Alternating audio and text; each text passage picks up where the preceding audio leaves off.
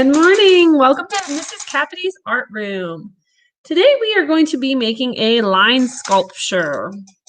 So if you don't know what a sculpture is a word for art that is three-dimensional. So that means instead of being flat like a piece of paper, it's tall, it's wide, it's more than one direction, so it can't lay completely flat. So to make this, we are going to use some strips of paper, our glue stick, and then a piece of stronger paper. So this is poster board, but you could use cardboard. You could also do this with pipe cleaners if you had them, or other objects you might have around your house that you could recycle.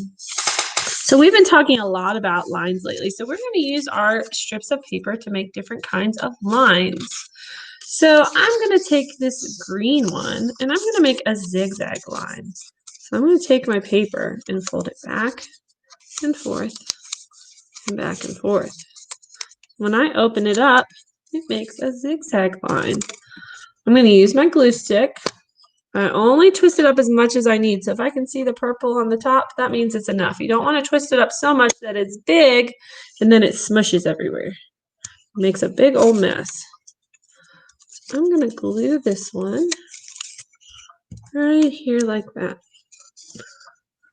Then we can make other kinds of lines. Maybe you want one that stays kind of straight. You could do that.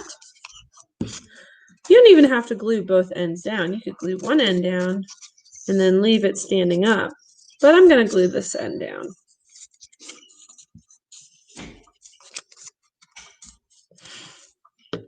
You can take things like a pencil and use it to twist your paper. Wrap the paper around it. Let's see what kind of line this makes.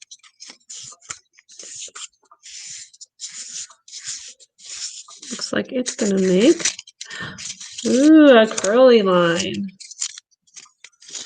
Uncurl it just a little bit. Like that. Here we go. I'm going to add a curly line. I think I'm going to try to make a loopy line now. And I'm going to make it go through this other one. So I'm going to put my paper on here, get some glue on there. I love this purple disappearing glue that Elmer's makes because I can see it really easy on my paper. I know how much I put on there. I'm going to make a loopy line that goes through that one. So you can use as many strips of paper as you want. You could even use your scissors if you wanted to take a piece and cut it thinner. Right, I'm going to make another zigzag line. What I'm going to do, I'm going to see what happens if I fold it really tight and really tiny instead of as big as I folded the other one. What other kinds of lines could you make with your paper on your sculpture? So see the difference there? I'm going to add this one over here. You can add as many as you would like until you feel like your sculpture is finished.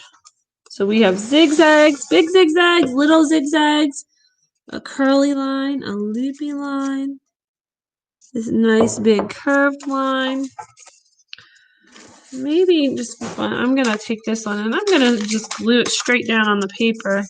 That way I have a straight line in there too. So this is an easy way to make some line sculptures.